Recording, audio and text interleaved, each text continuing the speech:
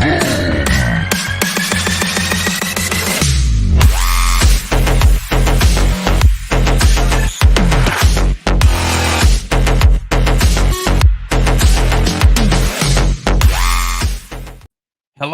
and good afternoon, ladies and gentlemen. Welcome to this week's new episode of the Xbox Lunch Break Special. I'm your host, Mr. BoomStick XL, and ladies and gentlemen, we are going to spend the next 90 plus minutes hanging out, talking about Xbox. Lots to get into, some breaking news, or I guess some small news. I don't want to say it's breaking, regarding the partnership with a new AI company that is going to be incorporated into Microsoft's Xbox Game Studios titles, making the characters, the NPCs, more lifelike.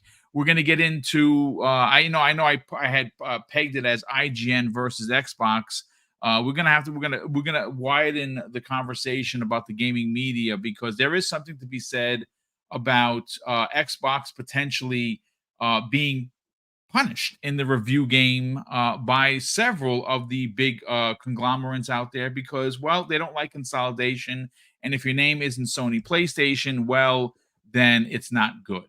And listen, take it for what it's worth. For the 90 minutes you're here, folks, you're going to see my gameplay of Modern Warfare 3. I am 12 hours and 26 minutes into the campaign. I believe I'm either at the last mission or the second to last mission. I am absolutely having a blast. They did some different things outside of your standardized Modern Warfare campaigns, where it's just a movie that just keeps running and you play in between. They have these missions or these levels where they drop you in, and you have to do like certain tasks. You're by yourself. You're not with a crew. And some of those tasks are, stop a bomb from exploding, hack this computer to find where the money man is. There's, destroy these 3 helicopters before they go. And I'm going to be honest with you, folks. I saw a lot of people like, oh no, it's like Warzone. I don't like it. I absolutely love it, because what it does is there are these orange boxes that are placed all over the map, and there are equipment all over the map that you can find. You got to go looking for this stuff, which is why I have almost 13 hours in on a campaign that people are saying are 3 to 4 hours. They are lying. They are lying through their teeth. There's no way you're beating this game in 4 hours. Absolutely not.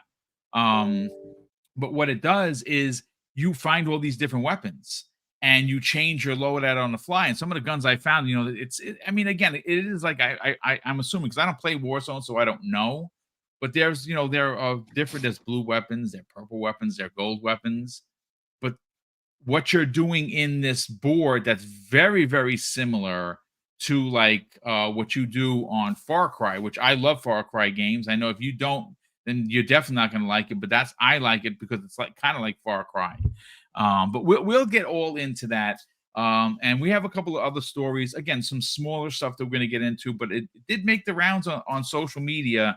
So we're going to talk about it. But before we get into it, just want to say once again, a big thank you to the community that reached out, specifically the week, but on Friday, wishing Mrs. Boom a very happy 53rd birthday. And of course, like I said on social media, I was able to find and deliver all 12 people that won, and that's a huge weight off my shoulders, because that's always my biggest concern, is getting the prizes to the people, and everyone got theirs. But Dave, good morning, kind sir. You got a chance to sit down with Jez Corden, and of course we know that is available for everyone to check out. Very, very interesting stuff. Jez is a really good dude, and we get to learn a little bit behind the scenes of what makes Jez Corden tick. But also, I wasn't there last night, but I heard you had an amazing show on your Sunday evening show with Retri called the Gamers Council Podcast. How are you feeling, sir? I'm feeling really good. It was a great show last night. I strongly suggest everybody get a chance to watch the replay, because Dirt and Tony from Plume Network, they weren't held back at all. Let's just say that we had a lot of fun. But man, we've got some great topics to get into today, and I know Fuzzy has become the spicy one lately, and I have a feeling. Look at him; he's already with the spice. He's trying to hold it in, but I feel it coming. Well, listen, we're here for the spice, folks. But you're here for what you're here is for real accounts, not politically motivated shenanigans, which the beginning media has been. I'm sorry. We're gonna get into it where I have some pointed. And again, this is not me versus IGN because they can give a shit about who I am. I am small potatoes. That's fine. But I am not going to stay idle and not tell them about themselves because what you see in front of you is far from a 4. Is it a 10? No. Is it going to be my game of the year? No, Fuzzy. Is it even going to be in my top 10? Probably not. But at the end of the day, it's all about the fun factor.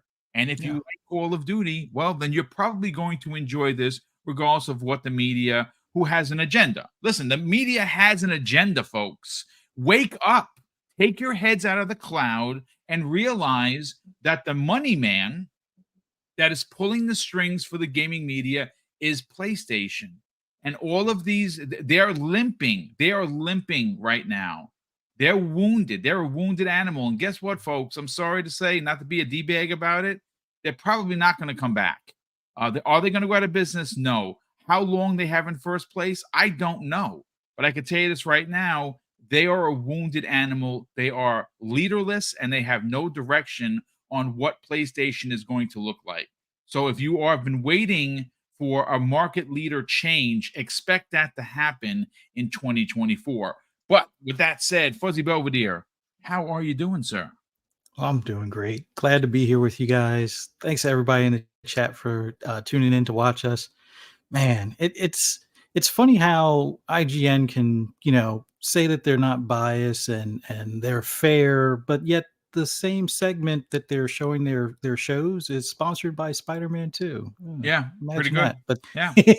but we'll definitely get into it. I can't wait to talk about it and hear what your guys' thoughts are as well. But yeah, there's some nice stuff to discuss this Monday morning or Monday afternoon. Yeah, we're going to get into it, and folks, we're gonna open up with what you see on the thumbnail, and that's the fact that IGN, in my opinion, is you can call it revenge, you can call it political statement. I don't care what you call it, but I'm going to call it like I see it. The bottom line, folks, is I'm all about evidence.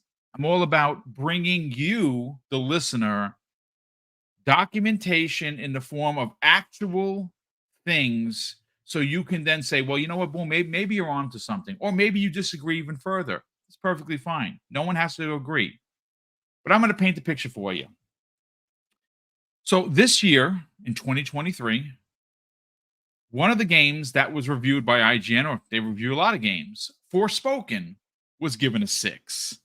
Now, Forspoken does a lot of things wrong outside of being a buggy mess and literally broken. But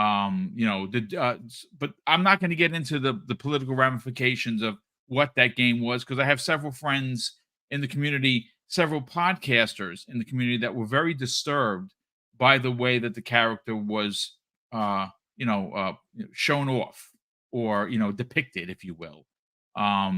So that was given a 6. So okay, that's at the beginning of the year, right? Well, let's just talk about a game that just released, Quantum Error. Quantum Error, we knew that it seemed like vaporware, but it actually released exclusively on the PlayStation 5. And IGN gave it a 5 out of 10. And it almost seemed like when you read the review, and I'll go get my phone in a second because I actually have the picture there while we talk to Fuzzy and Web Dave about this.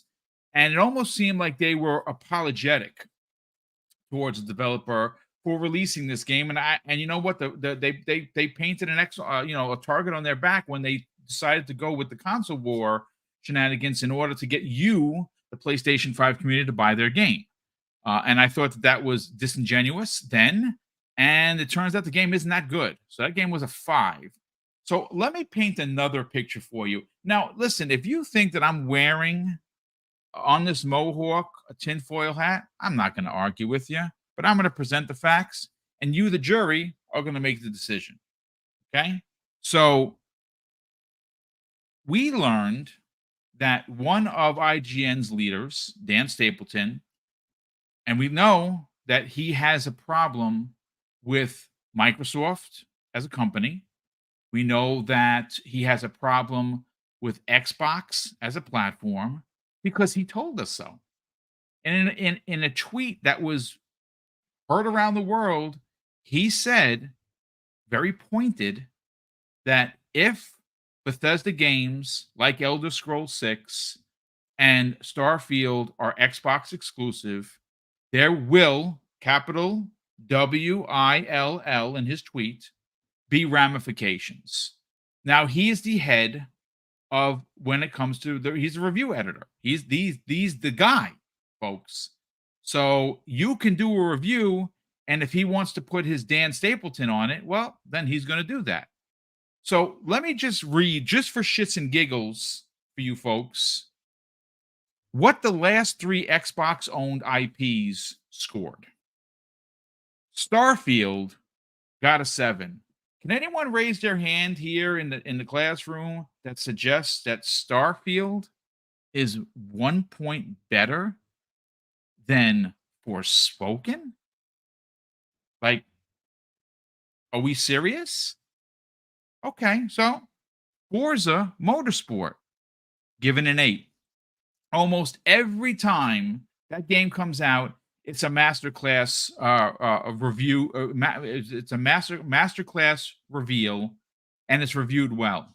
IGN gave it an 8. Do I think it's an 8? Absolutely not. I think that's the Xbox tax. Let's shave off a point. The game is really good. We give it anything less, people are going to scream from the high heavens. So we'll give it an 8, but we won't give it a 9 because they own Activision. We're gonna punish them. And this is the one.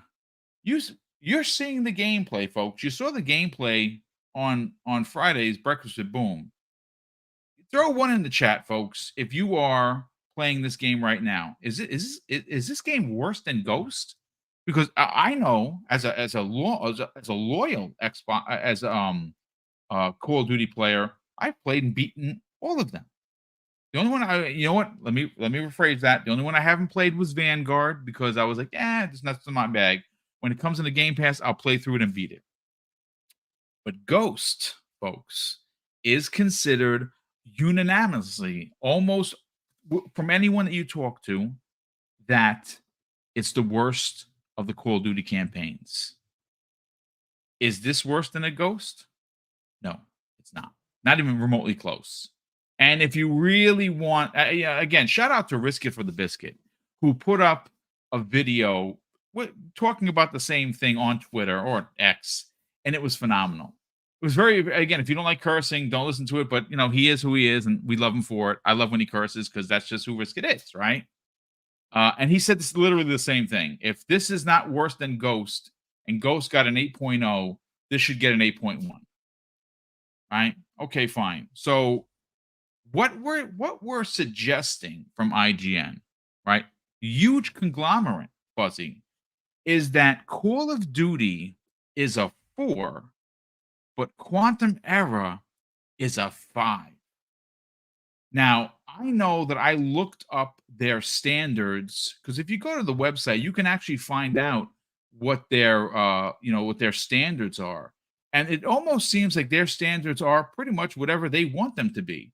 Because I was always taught, and I go all the way back to the EGN days, folks, that a game that gets a 4 is broken. It's glitchy. It's not working. I haven't had one bug. Now, granted, this isn't going to be Game of the Year for me. Is it the greatest Call of Duty campaign of all time? No. But you know what? I'm having a freaking absolute blast with being able to take these levels they drop me in solo and handle my business however I see fit. You want to go in loud, you start shooting the hell out of everything. I'm more of like, I'm going to just snipe the shit out of everybody, shoot people in the head, and try not to raise any alarms and finish it like that. And that's why I got almost 13 hours in, because I take my time. I look for these weapons. I was like, these orange boxes, I've never seen this before. What is this? And the first time I got like a Gatling gun, I was like, oh my God, this is amazing. listen, you don't have to like it. You don't have to love it.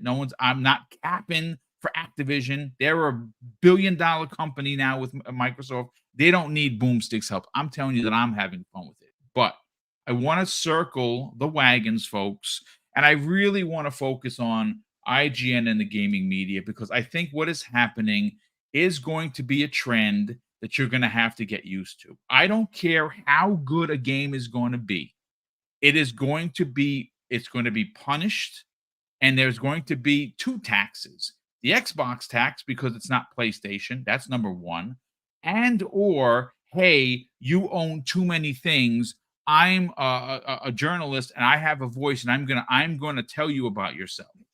That's the other point that a part of the question. But again, maybe I'm wrong. What do you think, Fuzzy Belvedere? Am I wearing my tinfoil hat too tight?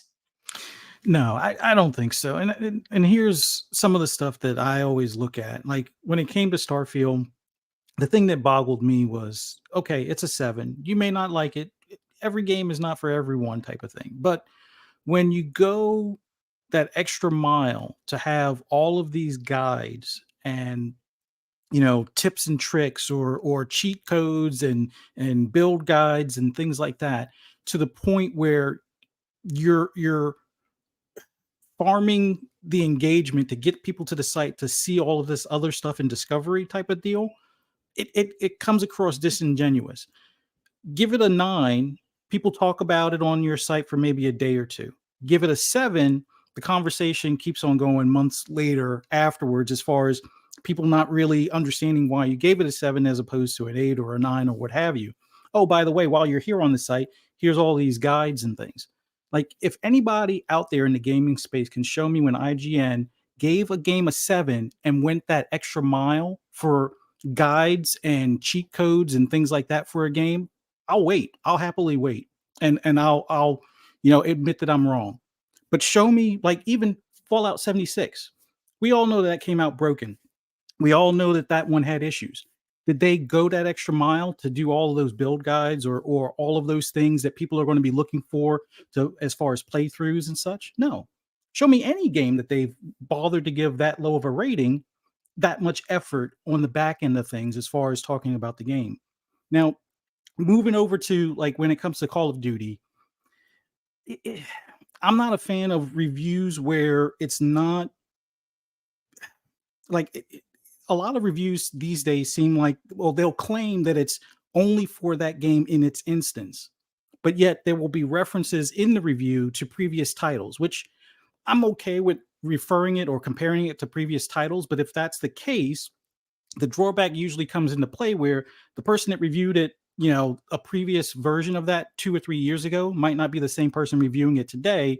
So you're getting a different perspective, and it makes it difficult to quantify that person's rating system versus the other, since it doesn't seem like they follow a standard protocol of how things are compared. Like, there are a lot of good reviewers out there that go into detail as far as visuals, audio, gameplay, fun factor, things like that. But it doesn't seem like all of them seem to follow that same, pattern as far as for comparison's sake. And it makes it even stranger or less of a coincidence and seems more intentional when you have like those video segments that happen to be sponsored by the competing platforms, number one game at this time. So, and to have some of the people on that staff say things like, oh well, if Spider-Man 2 isn't given a 9, there'll be problems, kind of thing. And it's like, okay. And then you see the influx of cash from Sony for advertising that game.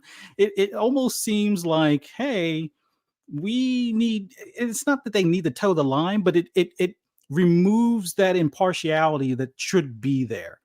There's no question. I don't care how much you want to say you're a genuine person and that you can't be influenced by, gifts or things along those lines. There's always going to be some semblance of influence from that other party, whether it's through advertising dollars, key codes, things like that. And we've seen where, if PlayStation, if you give something a bad enough review that's from their first party or one of their main, third party advertising deals that they have, you're not getting any more codes. And you've seen that with some of those outlets that will tell you each and every time, yeah, we didn't get a code because, this review for, a game from 4 years ago or whatever the case may be. But it feels weird where you have a game, which shout out to Quantum Error for being the only dev out there to use that blow on the microphone feature for a PlayStation 5. Like, talk about gimmicks on a controller.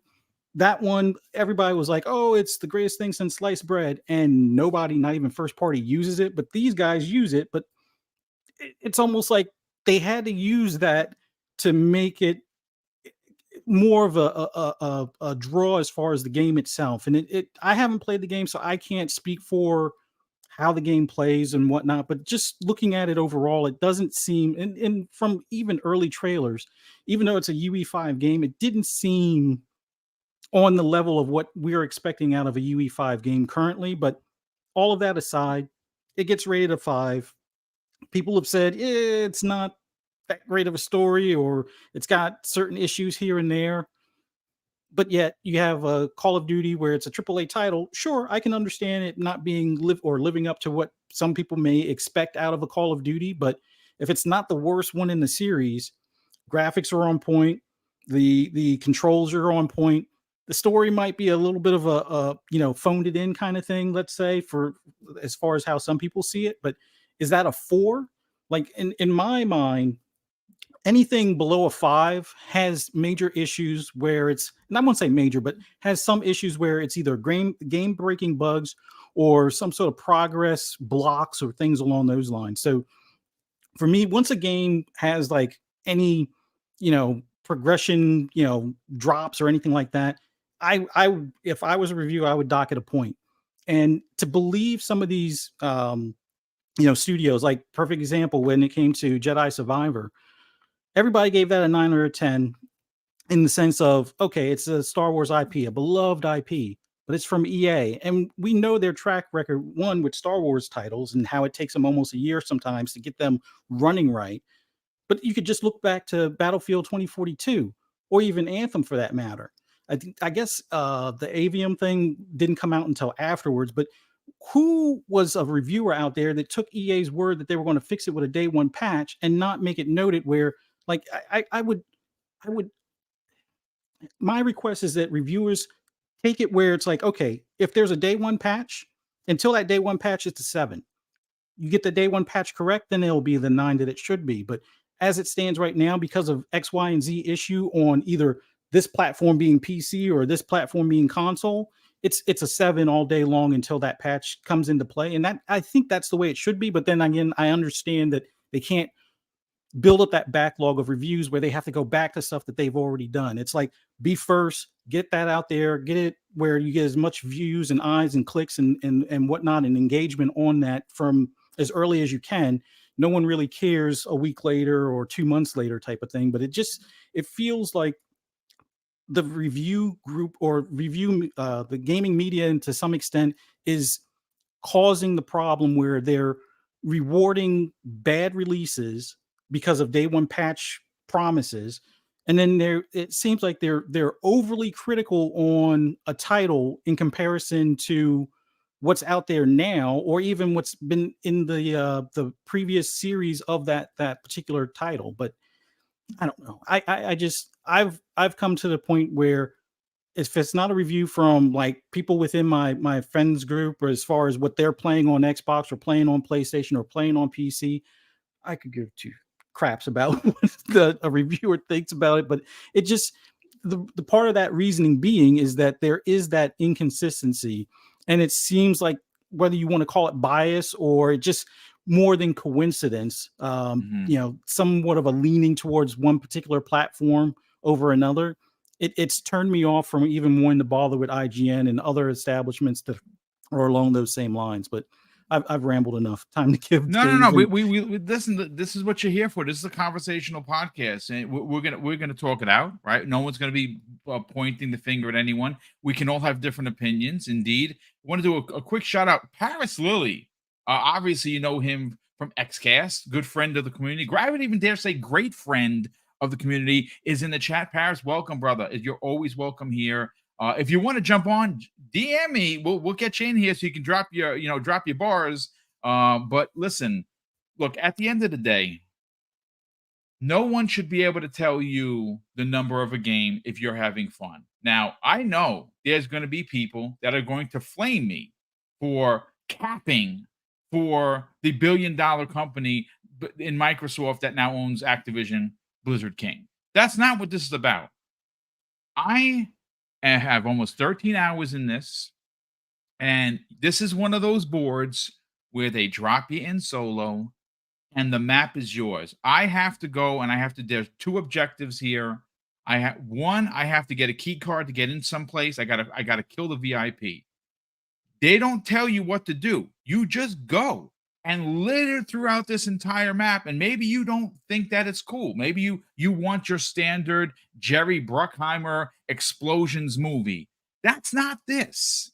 This is something very different. Shout out to Andy B. Drumming in the chat, who said that this has elements of Warzone. And like you, I don't play Warzone. I actually don't even know if I've ever played Warzone. If I did, it might have been just once to try it out. I'm not a multiplayer dude for Call of Duty. I'm a Halo multiplayer guy. That's my bag. I'm a Division guy. I used to be a Destiny guy 100 years ago, not anymore. But this game is far from a 4. And what's interesting, and I see people actually talking about this in the chat, and I will get to you when I can. Why is this being reviewed solely as its campaign? Because my question is, this is going to have zombies. This is going to have multiplayer. What happens if, let's just say for shits and giggles, folks, that zombies and multiplayer are quote unquote bangers? What happens? Do we review those? Do we forget who they is? Do we say we call it square and be like, bah, the first multiplayer and zombies shouldn't even be involved. It came out too late because this game technically doesn't come out until the 10th. So look, we're gonna be talking about this for a while. I'm gonna tell you this right now. And this is just me speaking for me as a 53-year-old man who's been gaming since 1978. The one thing that turned me away from gaming media in 2014 was how they turned and made everything anti-Xbox. Now, everyone that's subscribed here, and we're almost at 14K, knows that when Microsoft drops the ball, we constructively give them the business. But you cannot argue that there is something in social media, something going on right now that is paid for by PlayStation. And if you suggest otherwise, then you just don't understand business, because IGN is not going to take a chance and have their bread that's buttered by PlayStation taken away from them.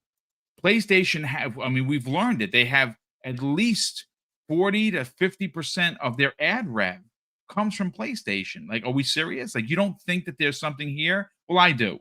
And no one unfortunately is going to change my mind on that. I think I listen, corruption comes in every form, folks, whether it's law enforcement, whether it's government, whether it's the gaming media. Corruption always reeks its ugly head. And if you think that does not go on, and again, this is not throwing a blanket over the entire gaming media. Let's get that understood.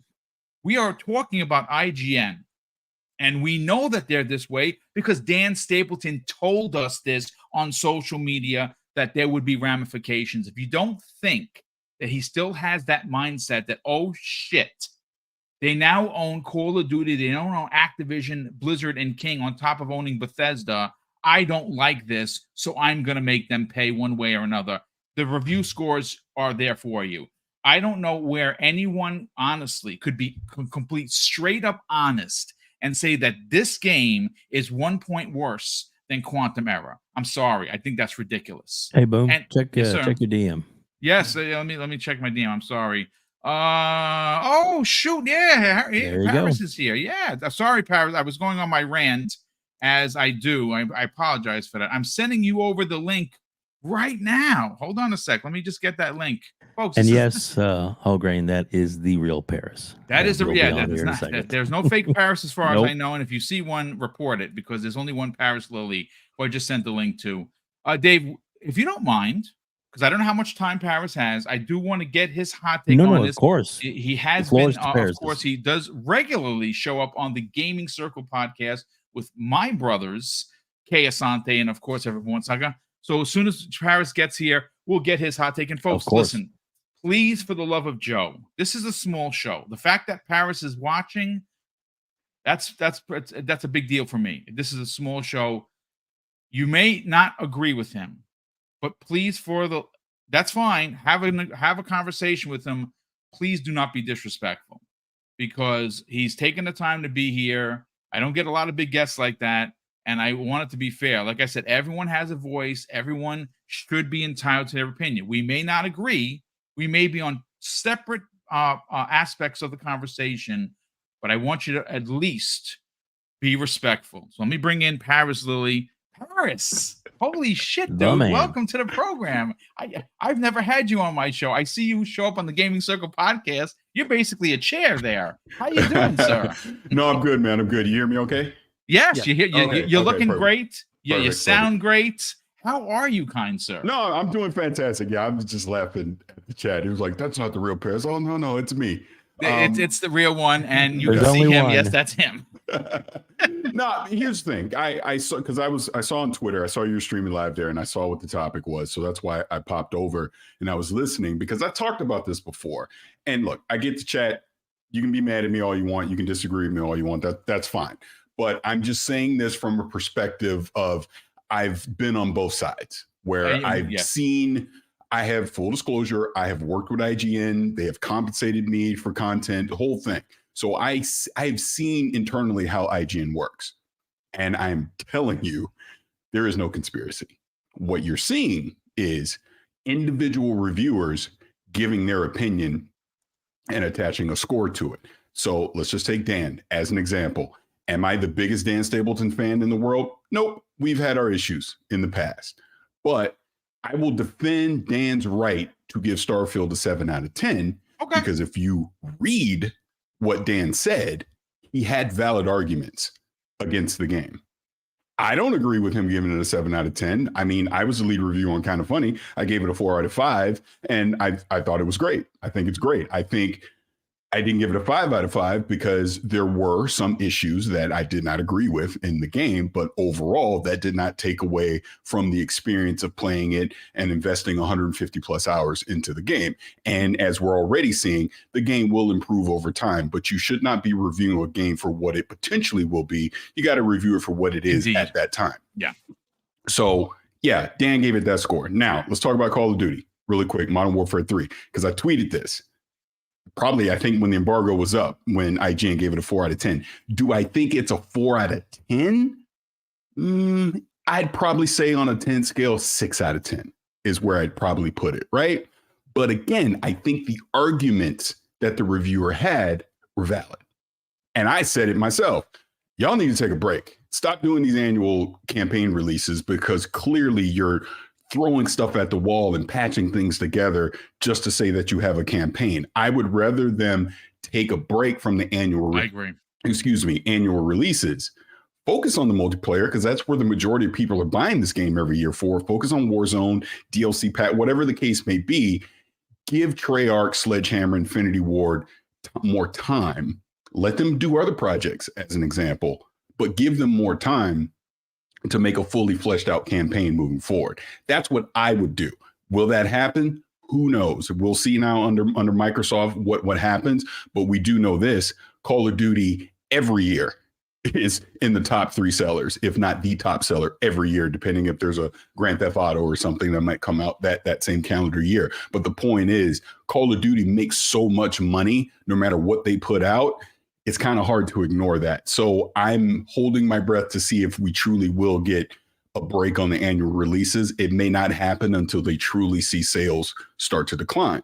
Yeah. So the whole point that I wanted to come up here was, and please push back on me, debate. I would love that, but there's not a conspiracy theory. There's just simply not. You may have an individual writer or whoever the case that, look, we all have our personal biases, just like with our sports team. We all have our favorite teams or whatever, right? I get that. But at the end of the day, to think that IGN is, quote unquote, taking money from another publisher to taking devaluable money. That I would never suggest that someone's getting an envelope. No. Oh, and I'm just reading the chat. I'm going to what I saw in the chat. I saw some crazy conspiracy theories. But my point is, yeah, people may be a little harsher on something as far as a score goes, but this is why I also say, who cares about a score? I don't care about a score. We've gotten away from the practice of actually reading what people say or listening to what they say versus you see a score and you immediately become outraged over it because why is this getting this number versus, well, wait, why are they giving it that number? Oh, wait, here's some valid points to what they're saying, or maybe I disagree with it. At the end of the day, it's just an opinion. And I think my whole point on this is because we're in a social media age, we're way more connected now. 10, 15, 20 years ago, a game could get a bad score and we may not agree with it and be upset about it, but there was no tangible way to actually contact or engage with that reviewer, right? Whereas now, you don't like a score, what do we see? You see people dumpster diving their tweets, personal, like hell, I was just getting personal attacks in the chat because I was defending it, right? You see the personal attacks, you see all these things where you're trying to, someone even suggested Dan Stapleton should get fired, right? Well, I mean, I will say this. I never think anyone should lose their job because this world is very difficult to navigate when you have a job. Could you imagine if you lose your job? Yes, 100%. And that's where I'm coming from defending this because I've been lucky enough that I've had an opportunity to engage with a lot of these people that are in the media. Some of them I call friends, some of them I don't like, but that's just human nature, right? Right. But at the end of the day, I've never met anyone in the media, in the true media, not a content creator, YouTuber, whatever, but someone that is actually a journalist that compromises their own integrity because it's Xbox or it's PlayStation or EA or Ubisoft or whatever narrative you want to throw in there. I've never seen that ever. And that's just me from my personal experience, what I've seen, whatever. Do I always agree with that person's opinion? No, but they deserve to have that opinion is my whole point. Oh, no. And I agree that I will absolutely agree. I think you're onto something. And I said that right before you actually came on the show, Paris, I want it to be understood that even though I don't agree with it, and I wholeheartedly don't agree with it. I don't know whether you heard or not. I'm almost 13 hours into the game. I believe I'm either on the second to last or the actual last mission of it. I have had an absolute blast from start to finish. Now, again, it's how I see. I can only imagine. I'm sorry. I'm just looking at the chat. No. Let me say this really quick, just to the chat, and you can continue to say whatever you want. No, I will not be working at IGN. I have been offered to work at IGN and I've declined. It's not me defending IGN. It's more of me understanding how this works. And I'm just trying to give you another point of view. You can disagree all you want. You can continue to believe that there's conspiracy theories and people have these vendettas and are trying to ruin a company, but it's just simply not true. Period, point blank. Look, I'll say this. Like I said, for me personally, I'm only going based on what Dan's told us. He came out on social media and he said, and I quote, that if Microsoft attempts to make Starfield and or Elder Scrolls 6, there will be repercussions within the industry. Now, what does that mean? Does that mean that he's going to go out of his does that mean that he's going to go out of his way to quote unquote hurt Microsoft in the review game? Look, folks, here's the thing. This thing got a 4 from IGN, and you know something? We know what we learned this weekend. It's #1 on PC, on Xbox, and on PlayStation. And there are 2 bundles out there that are selling like hotcakes. So they're going to make their money regardless of whether or not they gave it a 4. But see, this is my exact point that I'm trying to make. Whatever, and I'm not in the mind of Dan. I don't know Dan's motivations or whatever. So I'm not trying to speak for him or defend him in this moment. But at the end of the day, we've seen the success that Starfield has had. Yes. So here's where I put it back to the gamer. And this is where I always come back to this. Why do you care? Seriously, if you want to go play Starfield, if you want to go play Alan Wake or Spider-Man or Quantum Error or Call of Duty or whatever, why do you care? That's what I will always push back to. It is your money. You spend it how you want to spend it. Clearly, anything that IGN you think they did, might have did, or whatever Dan did, didn't affect Starfield because it's been a success. Yeah. It's a success, period. I just think what it look, what I dislike about gaming media as a whole, and again, this is not pointed at Dan.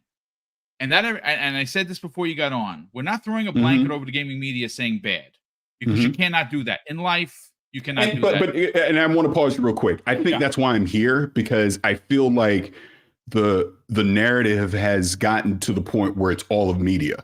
And I'm just trying to tell you it's not. That's not. That's all I'm trying to say. Yeah.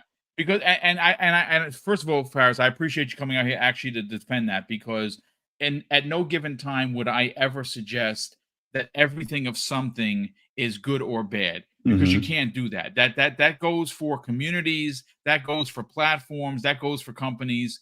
You just cannot throw everybody under an umbrella and say, yep, it's this. So the gaming media as a whole is far from corrupt or bad. We specifically pointed out IGN for this particular show because, again, as someone, and like I said, I put myself on the pedestal here. I'm playing the game, and of course, I raised the question. Wait a second, Call of Duty Ghosts is unanimously considered to be the worst of the campaigns for Call of Duty. That no matter where you talk to most people, and here's the thing, I actually quite liked it. I played through it. I beat it. I beat it twice, because I always start on hardened and try to play through on the hardest level to get the achievement, which I believe I got. But I enjoyed it. Right? It wasn't but it got an 8. It sits currently as an 8 out of 10. Oh, okay. Is 8 a bad score? Not well. I guess to some people nowadays it is. Unless it's a 10 or a 9, it's a terrible game. But to suggest, and again, I get what you're saying. It's the reviewer's point of view. He thought it was a 4. Good on him. I can tell you, folks, that there is no way. And just watch the gameplay and wait for it to be on Game Pass. And you can next year when it launches on Game Pass, you can try for yourself. See these things, these orange containers. This is what I was talking about. These are normally not in a Call of Duty campaign. Now, there are going to be some people that suggest that this was mishmashed. And Paris, I think you're onto something about we need to get away from the annual thing. We need to let these things bake a bit. Like, let Treyarch do what Treyarch does. Let Infinity Ward do what we know that they can, in fact, do. And even if you give them only a year, let's say it's every 2 years, which I think Phil Spencer actually said they're going to attempt to do, they could still make their money with Warzone, which apparently has a lot of, I don't play Warzone, so I don't know. This has apparently a lot of the Warzone flavor to it, on top of it being, your bombastic Call of Duty that you know and love. Like I said, I can only go on based on what I'm playing. I put almost 13 hours in. I'm going to finish the campaign today after this show. And I'm probably going to run through it again because there was some stuff I missed. I want to, mop up some achievements. I'm enjoying it. But, I mean, listen, I don't know what else to say other than the fact that, yes, this is the real Paris, number one. And number two, the gaming media as a whole, you can't say is guilty. That's what I'm saying. And I because I just see it right in front of me right now. Like, the other argument, I guess, is, well, why is something like Quantum Error getting a higher score than something like Modern Warfare 3? It's because it's 2 different reviewers. That's why. Yeah. I mean, it's literally that simple. Now, are you saying that you want an entity like IGN to manage all the scores to make sure that they're quote unquote balanced and fair? Or do you want people to have their own individual opinions on games? That's what it comes down to. Again, I will take the only example that I can give, and that's at Kind of Funny. At Kind of Funny, when we review a game, like let's say Starfield, I was a lead reviewer on Starfield. So I gave it a 4 out of 5. Nobody knew what score I was going to give that game until we officially put it out there. Now, other people on the panel had their own opinions and scores on it, right? Some Some might have thought it was higher, some might have thought it was lower, but the official score is what I thought it was. So I am just going to make the assumption that's the same exact thing for IGN. So you can't go, well, this one got this score, so this one can't be lower than that because maybe I think that game's better than this one. No, you have to go by what the individual reviewer is saying a score is going to be. And this is why I say, again, listen to what the person is saying about the game versus the number, because to me, that matters way more. For me, like I said, I have not bought a game based on a review, I don't think my entire life. How I used to buy games in Paris, I don't know how old you are, sir, but I don't think you're as old as me. How I used to buy games is I used to flip up the thing at Toys R Us to look at the back of the box. Like, oh, that looks like a good game. And you know something? 8 out of 10 of them were not good games. I lost out. And that's why you had to be really pointed on what you bought, because I only got games for my birthday, Christmas, and when I did enough chores around the house and I got a good nice allowance. That's how I was able to get games. So I had to be and back then you could return a game if it sucked. Nowadays you can't. Yeah.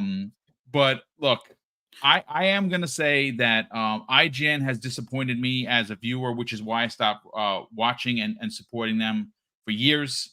I'll never support them ever again. I don't like the way things are done. I don't like, specifically, I'm not a fan of Dan Stapleton. I don't know him personally. I just don't like the way some of his behavior over the last couple of years has been. Starfield was just the I guess the tip, the straw that broke the camel's back for me with IGN. I will say to Paris's point, if you are uneasy or you don't trust the media, and I don't, folks, I just don't. I'm sorry, I don't trust the gaming media. They are who they are, and they are who I thought they were. Like Coach Green said all those years ago, and that's how I'm going to be. But I am going to say that if you don't trust the media to give you a review, you go to the Kind of Funny Games, you go to the ACGs and the Skill Ups. And you go to these other big content creators who have millions of subscribers. A guy like ACG, he wears it on his sleeve, folks. I love ACG. I talk with him all the time, and we haven't had him on the show, not because he doesn't want to be here. Our schedules, we just couldn't match. We'll get him on here one way or another. But I when a new game comes out, I listen to it, not because I need him to tell me to go buy the game. I just like the way he does the reviews. I like the way Skill Up does his reviews. Yeah, he's one of my favorites. Yeah, Skill Up is fantastic. I'm not an Angry Joe guy. Sorry, just not my thing. But see, that's where I go back to again, where I just talk about the whole review scores, because ACG and Skill Up are two great examples. I love them both. Great friends. But when Skill Up puts out a review, he tells you right away, I don't recommend this, or I do recommend this, or this is great. And then he goes into his fantastic breakdown of why he loves something or doesn't love something. You don't have to agree with it, and that's fine. But he forces you to actually engage with his content and actually consume it versus just seeing the number. And then you form your entire opinion just off of that number. That's all I'm saying. And to the point, because I see the chat is on me, which is fine. But I honestly don't pay attention to IGN's reviews. There's a lot of sites whose scores, I don't pay attention to. I have my set of review opinions that I go to, be it games, be it movies, TV, or whatever, that I pay attention to what they say because I like their style or their format. All I'm saying on all of this is to condemn everyone that works at one particular site because you don't like the score of one game is not fair. That's all I'm saying. I will agree with that, because I will say this. I will say this to defend. Again, I will not defend IGN. What I will defend is the human element that works there, and there are a lot of really good reviewers there. My favorite, top tip of the spear for me, Destin Legary. I like Destin a lot. I support his channel. I'm a big fan of his work. I prefer him away from IGN, to be honest with you, because I really like his style of doing things when he's in doing his thing for his YouTube channel. I won't tune into IGN because I just won't. I'm just not going to give him a click. That's just me. Right. Maybe it's my bias. Fine. That's perfectly fine. But Destin Legary is one of my favorites. A quick question for Paris, and I don't want to take up too much of your time, but do you think? I had a meeting canceled, so I got plenty of time. Oh, so awesome, okay. awesome. Go for it.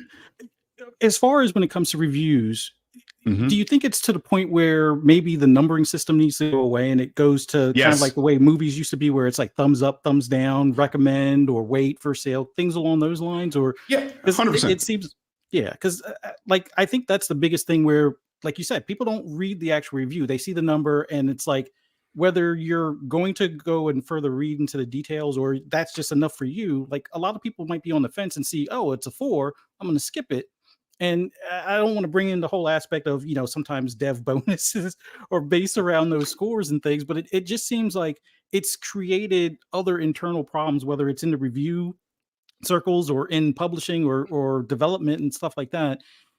I almost feel like we've outgrown the numbering system to some extent. Like where if you do the breakdown of like how the game plays, the fun factor, audio, visual, and things along those lines, it seems to give you a better picture overall. Because I've seen reviewers and there's other groups out there where they may not like the game doesn't necessarily hit for them, but because it has X, Y, and Z, and they'll say, okay, if you're into sci-fi or if you're into, walking simulators that have a horror aspect, this might be for you. It didn't hit for me. I can't recommend it for this reason, but for those that might be into this genre, this might work out for you. And I think that might be the course that we kind of push for. But how do you convince the IGNs or some of those bigger establishments that the number system probably should go away? I mean, what can we do as fans or even the reviewers themselves? This is why I keep beating that drum about I don't like review scores for exactly everything that you're saying. This entire system is set up in a way that these review scores, because now I'm bringing Metacritic and all that, it's set up in a way that now publishers have dedicated these scores to the bonuses for the very devs that are making these games, which opens us up to a larger conversation about all the mass layoffs and things that we're seeing right now happen around the industry, where everything is aggregated around that. And I can understand people being upset about this particular site gave this score because it's going to lower the Metacritic score, which is in turn going to hurt that dev studio and their bonuses and all the years of hard work that they put in. I'm on that hill with you 100%.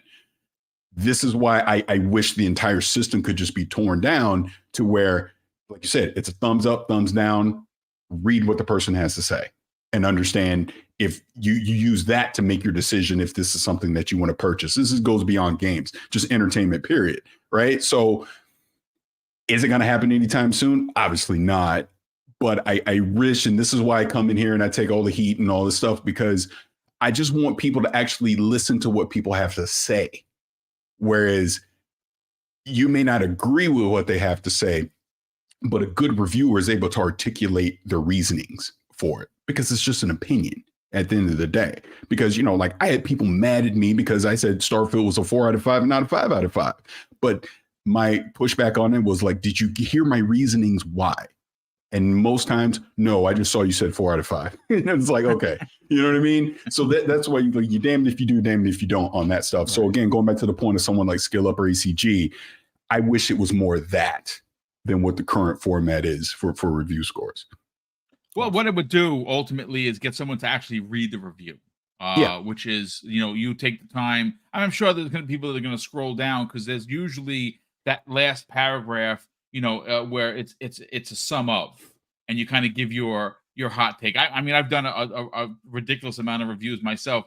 I don't do as many because I stream 5 days a week, and folks, there's just not enough time. But I have done a few reviews in my career that I'm incredibly proud of. But Paris, while you're still here, sir, let me bring Web Dave into the conversation. I want to get your hot take on this, because obviously Paris came here and he had a lot of great things to say. And of course, again, I don't agree with everything, which I don't think any of us agree with everything. I do agree the fact that we cannot, I am not going to condemn, like if someone says I work for IGN, bad guy. That I won't do, because there are a lot of really good journalists that I like that are there. It's just unfortunate that for me, I won't tune into their content regardless, because I'm not going to give IGN the click. I'm just not going to do it. I'm interested to get your hot take on a 4 out of 10, because you're as old as I am, right? And we grew up where, we grew up with the days of the Game Pros and the Gamers Republic and the Game Players magazines. We grew up with those, the EGMs that were 400 page thick, right? We remember that for $4. And we were always taught, and again, maybe because we're older and we see it differently, that a 4 ultimately is a broken game. It is a bad game. It has glitches. It's broken. It does not work. I have not had one glitch, and I'm not capping, folks. I'm not capping for Microsoft. I don't get $1 from them. This is a mom and pop organization, Double Barrel Gaming, as usually run by one person. My wife does all the finances and stuff in the background. That's it. We got no help from anybody. I'm not capping for Microsoft because I don't get a dime from them. But I have to say, when you see a 4, it's a bit of a head scratcher. And I'm sorry to say, I will continue to say this until Dan and team proves me wrong. But when you put it out there that there's going to be industry ramifications, and he's the head editor, and you look at the last 3 games that were reviewed by IGN that are considered Xbox first-party IP, Starfield gets a 7, Forza gets an 8, and Call of Duty gets a 4. Some people say if you follow the breadcrumbs, you're going to catch the bad guy like you would in Scooby-Doo. What are your thoughts on this? Thanks for throwing all that on me, Boom. I appreciate it. No, I'm just I mean, it's the least I can do. First of all, I want thank you, Paris, so much for joining us today. It is absolute honor to have you here, and people in the chat, be respectful. This man is amazing, and we do love that he. Can I say one thing on say that? Anything you want. They can roast me all they want. That's fine, because at the end of the day, my opinion is no more valid than anybody in this chat, in this panel, anybody else. I'm just telling you what I think. Yep. It doesn't matter if you agree with me or not, so it's fine. Yeah. Well, but just be respectful. They can still disagree and be nice about it. That's what I wanted to say. So, like I said, we have much respect for you and we appreciate you being here.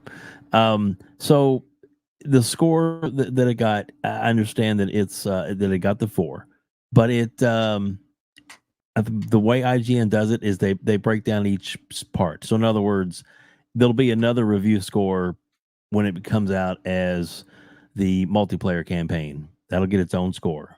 I assume that when zombies mode comes out, it'll get its own score. So it'll even though it's broke down now as the first thing that's out is the campaign, there will be other scores. That's just the way IGN has always done it. They broke down the game that way. Do I agree with it? I think I see that there is, it may be this, that, whatever. I get that. For me personally, I still haven't played it, so I'll say that right up front. But for me, outside looking in, I can't see that it merits a 4. Even though I haven't played it, I still can't see where it merits that low of a score. Maybe I'm wrong. Man, I do play it. Maybe I'll change my mind. But I mean, there was definitely Call of Duties that were released that didn't have campaigns. It was like Call of Duty, I believe 4 had no campaign at all. Ops 4 did not have a campaign. Roasted for that when it was like, where's the campaign? We want the campaign, which it's cool. But in the long run, and when it comes down to the big picture, and Paris hit on it too, this game is going to make a lot of money. It's going to make a lot of money for PlayStation, for Xbox, for everybody that sells the game, every PC, everybody that sells it, Steam, they're going to make money off this game. And at the end of the day, that's really what matters to those people. There is some PlayStation fanboys out there that are saying, don't buy Call of Duty. It's because you're just funding Microsoft now if you do that. And I'm like, if they don't buy Call of Duty, what else are you going to buy on your PlayStation, since there's not very many first party games or games coming out for it? So the only pushback there would be, if you don't want them to buy Call of Duty on PlayStation, there won't be much games to play on your expensive PlayStation that you spend all that money for. Just saying, because that's really the casual gamer. That's how come And even Ryan said it, if we lose Call of Duty, you know, we could be in trouble. But they haven't lost it because they agreed to do, you know, the next 10 years at least or longer, there's going to be Call of Duty on the PlayStation. Parity, same thing.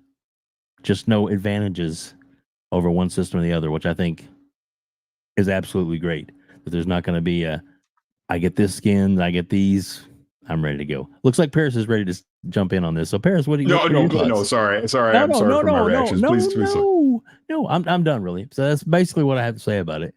But I am now curious as to your thoughts on what I said. Well, the way I look at it is this: my neighbor, who we've been neighbors now for like 17 years, right? Wow. He buys every year Madden, Call of Duty, NBA every year. He has absolutely no idea this chat is happening, what's happening on Twitter, what IGN said. It doesn't matter to him, not once ever. He's buying those games every year and he's playing them with his buddies. I jump into, we all play. He doesn't care. He's not looking at a review score, nothing. He just knows the new Madden is out. He's getting a new Madden. The new Call of Duty's out. He's getting a new Call of Duty. And that is the reality for 90 plus percentile of the people that game. We are in the small minority of people that actually get online and engage and talk about this stuff and obsess over review scores and Metacritic scores and everything else. The majority, again, Call of Duty is the number one seller every freaking year, except when Red Dead or Grand Theft Auto comes out, right? Yeah. So it don't matter what IGN just gave it. It doesn't matter what I give it or anybody says about it. It's going to sell. And to the point we were saying earlier, that's why I think the reality, will it stop being an annual release? I don't know. It makes too much money. And at the end of the day, that's all these companies care about is making money. So if you're making hand over fist with the number one selling gaming IP in the world, why would you stop? You're going to continue to do what you do. Now, we will see what Xbox leadership decides moving forward. But if this was still Bobby Kotick's Activision, there's no way in hell they were going to stop doing it. I don't care what they say. They weren't going to stop. Yeah. So, and I know I'm kind of detracting away from the original topic of review scores. No, that's fine. It's a conversational podcast. I almost feel like, you're just beating a dead horse. People are going to believe what they want to believe at this point. But I look at it this way. And, I'm on an Xbox podcast. I've obviously done things with Xbox over the years and all of that. I'm excited for what Xbox is doing, not worrying about what they did do in the past or whatever. I'm excited about for the future potential of where Xbox is going and all these IPs that they have and these studios that they have and what that could mean. I wish that's what the conversation was about versus worrying about an IGN or they gave it this score or whatever. I mean, Phil Spencer was just at BlizzCon this weekend, you know what I mean? Talking about stuff. Game Awards is about to come up. We see what the roadmap looks like for 2024. Hell, Halo Infinite is finally where it needs to be. Dude, it's so good. I play it every night. I'm playing it every night. I freaking love it. Dude, I have like 16 days in Halo Infinite. And like you, I congratulations, you finished the Battle Pass. I finished it the same week. Like that's how I was playing it 10 hours a day, dude. Like crazy. Yeah. So freaking good. Yeah, and I fully admit I'd put it down for a long time. So it's funny. That's the other cool thing that Infinite does with the battle passes. I'm actually working on old battle passes now that that I had before just to do it. But it's funny. I've been addicted to the Husky Raid stuff now. That's all I've been playing like the last 3 or 4 days. But then you look at what's about to come now with the 9 maps for the firefight stuff, bro. I don't know how much you've delved into Forge lately. But there's some YouTubers that I follow and they'll post like new maps of things that they found. There are some incredible campaign levels that have been created already in Forge that I've been jumping into. I'm very excited for the future of that. Now, it took them 3 years to get here. Yes. But they're here. Yes. And we can complain about the past and, they didn't do this right. And, they didn't launch that right. All I know is what it is today. And right now, it's a lot of fun to play. And I'd rather focus on that kind of stuff when it comes to gaming, because I think there's so many awesome things in the gaming industry that we should be talking about. But instead, what social media pushes us towards is more of the negative stuff. And I've talked about this before. negativity creates engagement. It's way easier to get Unfortunately, it engagement on does. negativity than it is to talk about the positive stuff. So I don't know. Like I said, I know I'm derailing from what the topic was, but those are the kind of things that I like to talk about. Well, no, listen, we appreciate it. You know what? If we have you for a few more minutes, because the show is only going to be a little bit longer, let me just catch up on the super chats, folks. There's been a ton of them. Actually, you know what? Before I get to the super chats, and I will get to them, folks, even if I stay behind, and I will answer your questions because there's 19 of them, and I do want to make sure that everyone that that gave a super chat is going to get their chat read. Paris, you talked about wanting to talk about industry stuff. So before we went live, Web Dave actually sent something that I find to be perplexing in the greatest way possible. Now, In-World AI is something that was their company, and apparently they have just signed a partnership with Xbox. And one of the GM, the managing AI manager or the senior director, her name is Haiyan Zhang. She put out a tweet. I don't know if you got a chance to see this. Oh, I know yet. who she is. Yeah. Mm-hmm. Okay. Yeah, awesome. That's even better. Mm-hmm. And the fact that now she just did this on her personal Twitter, and she just announced. She says this, folks. I'm very proud to announce our partnership between Xbox and In-World AI to bring the power of generative AI and GPT to empower game developers in storytelling and character creation. We're making tools for game makers on every platform to help creators express their vision. Stay tuned. Now, this to me is a really big deal when you consider where AI is going, specifically in NPCs. And this is something, like I said, I'm not a technical guy. Everyone knows that. I can do some things, but I'm not going to, program a computer or put a PC together. I'm just not going to do that. When you hear this kind of a partnership, right? Does this give you excitement for, let's say, for instance, what they could do with Fable, or what they can do with South of Midnight, with NPCs that are potentially going to literally learn as they go on their own, and every time someone is playing the said game, you're going to interact with these characters, and we may all have a different experience. I'm conflicted because I do see the positives of what this could do, like you said, for games. The negatives. I have an idea. Yeah, and interactivity and all of that. All of that sounds great. But yeah, the flip side is how many people are going to lose their job because of this? There you go. And considering we're coming off a week, and it's funny, you put out a tweet. I think I quoted you on Friday. You had put out a tweet, I believe it was Friday, and maybe it was on Thursday. You said something to the effect, and I'm paraphrasing, you'll know exactly what I'm talking about, where in a year where we are in 2023, where we're celebrating so many amazing experiences, there might be an asterisk next to this because of how many people have actually lost it. So, there are two sides to this coin. Great games, but how many people actually lost their job? It's scary, man. Yeah, I mean, it's insane that in 2023, this is arguably it's top 3 all time. In the 40+ year history of gaming, this is top 3 all time. For a year in gaming, to see the amount of people that have lost, because I think what was the last number I think I saw was 8,000, something crazy like that. There's a lot of damn people in this industry that have lost their jobs, and I understand the whataboutism of, well, there's other industries that are going through this too. 100% yes.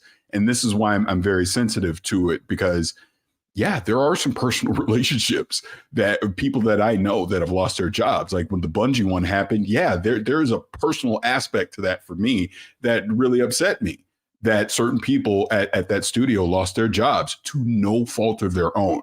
And I think that's the frustrating part about this, is that we see at the C level leadership making certain decisions, not listening to their people, going down a certain road.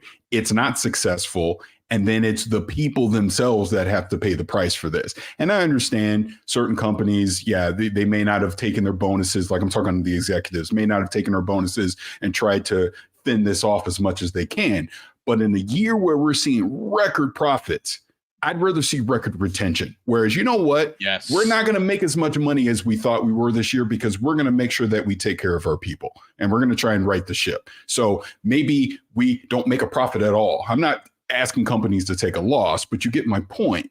Yes, 100%. You cannot tell me that between Xbox, PlayStation, EA, Ubisoft, on down the line, Devolver Digital, all these major publishers aren't making a profit this year, because they are. So at what point do you lessen that profit and make sure you're not laying off all your people so that they're not having their lives disrupted? People that, you know, we're in a world now where people, because of the pandemic, are working remote. So they've moved literally all over the world. You got kids, you got families, you got all these things that are going on. And then out of nowhere, you don't have a job anymore. I'm throwing you back into the pool where you're competing with 8,000 other people for the same jobs. And younger people, yes, potentially, yes, that and cheaper, yeah, yes. See, again, I'm an old guard now, folks. I'm not fighting for my life because I thankfully, did a job for 20 plus years that allowed me to retire. So I'm not in that pool. But could you imagine? One of the stories, Paris, that I heard, I know that we're going a little bit off to the left here, that someone had logistically moved their entire family. Right. And I believe this is talking about Bungie. And 2 months later, they're without a job. Now, could you imagine that, folks? Like I said, I know people. Oh, I know who it is. Yeah. Oh, okay. Well, there you go. So it's terrifying because, like, for instance, Paris, I'm all about the human element. Like I like to be a human first. And I know that people clown on me because I talk about the price of eggs and gas and bread and stuff like that. And I know people, this is a video game show. Nobody wants to talk about that, but we have to because it's relevant to the conversation. I get clowned on all the time. It's fine. It's absolutely fine. But I say this with respect. There are some people that are currently working that while they're working are trying to figure out how to rob Peter to pay Paul. That's terrifying. That is terrifying. Now, could you imagine if you're a developer, this is the industry that you've always wanted to be in. This is something. This is your NYPD moment. For me, I was playing with my GI Joes when I was 12, and when I got my first GI Joe, I was like, I want to be a police officer, and somehow I was able to make that happen. So for me, it's a dream come true. Could you imagine if you were a gamer and all you want to do is design games, and this happens to you? And shout out to oh my God, well, I can't think of her name. Alana Pierce. She actually put out something that was powerful. She says, as someone that's in the industry, I don't know if I can actually tell someone to get into this industry. And this is something she's always wanted to do. Remember, she was at IGN. She left, she did her own thing for a while. And guess what? She writes stories for God of War. Freaking ridiculously awesome. So yes, and that's her saying this, because I can't even tell people to get into the industry after what is happening. That's powerful. That's powerful. So yeah, I know. And again, we went off a tangent, folks. This is a conversational podcast, but Paris brought up a great point. There are two sides to this coin. It's exciting for the development of games on how they're going to grow. And Fuzz, I want to get your hot take on that. This partnership with Microsoft, it's going to potentially bring some new things that we've never seen before in gaming. But Paris brings up a magnanimous point about, well, it's good, but it's also scary because look what just happened last week and what's been happening for the last couple of months. And that's the thing. And this is the case, like even Paris said, in a lot of other industries where you're treading that fine line. Like I'll give a perfect example. Like looking at just fast food, for example. Everybody was like, oh, they should have a pay increase, minimum wage, livable wage and whatnot. But then the companies are like, hey, we could put a kiosk and we'll give, a handful of the employees a livable wage. But now we can replace almost half the workforce with these kiosks that you can, connect with your app and everything. So it's like whenever there's technology implemented into an industry, unfortunately, it's up to the companies on how they implement it. And more times than not, they're going to look at their bottom line before, the backbone of their company, which is the people working for them and building the IP or building, the software or any of that structure. So it is exciting as far as what the potential is, but on the flip side of things, I don't want to see this generative AI replace the actual, quest writers and people that Mm-hmm. do the main thing. Like, if anything, I would like to see it as an additive. So if you want to have the game live beyond a certain amount of time, maybe add that or implement it where it's like an added feature instead of the replacement for DLC or replacement for the quest givers and those that write all those scripts. But the companies are going to look at their bottom line and be like, well, the generative ID or AI costs us maybe 30 grand for 2 months worth of work versus this person that costs us probably 30 grand every 3 months type of thing. And that's where they're going to make their decisions, unfortunately. Now, maybe a smaller company can do it differently, but then there's the question of consolidation, which I'm for consolidation to some extent, because it also gives the opportunity for maybe the original owner of that company to, spin off and start their own, thing, or some of those within that company start their own thing, which has been the case for numerous years. But it is something that we have to take into account, and until it's implemented, until it's in front of us, whether it's like a game stack type of thing where it's software that other companies can add into their current engines, or if it's something that we see in currently released games, it's hard to say what positive and negative it's really going to have. And I just knowing how big industry is, it's probably going to have a good bit of negative until those working within the industry adjust, which at that point it would be more probably uh, ideal to be in the programming of AI as opposed to doing the quest stuff or story writing and things like that, where at least if the AI stuff breaks down or if it winds up causing other, hiccups in the game, then you would be more of the troubleshooter for that stuff. So it's a tough call. I'm interested to see how stuff works, because we've all gotten tired of the, go fetch me that sandwich, or the fetch quest that's like, oh, I lost my sheep over here, can you find it, kind of thing. I lost my leg. Could you go find?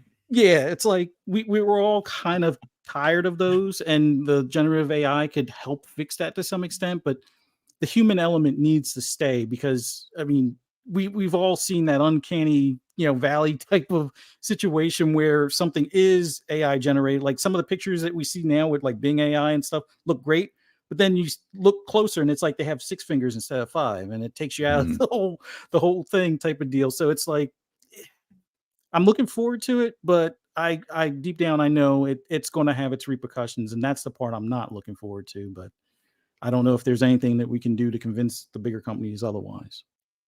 Yeah, there's gonna have to be like safety nets, parameters on how much these companies are allowed to use, because ultimately, you're right. You bring up the kiosks. That's a great point. You walk into McDonald's. Now, I don't do fast food. We don't do that anymore. But I know that there are, like, you don't actually have to speak to somebody the same way, like for here in New York.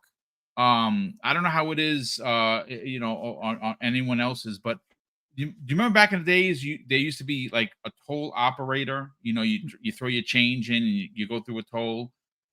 Those don't exist anymore. There are no toll booths. It's all Easy Pass. I would imagine it's countrywide, but for us, it's just a big thing that scans you as your car goes by. That's it. No, they're all gone.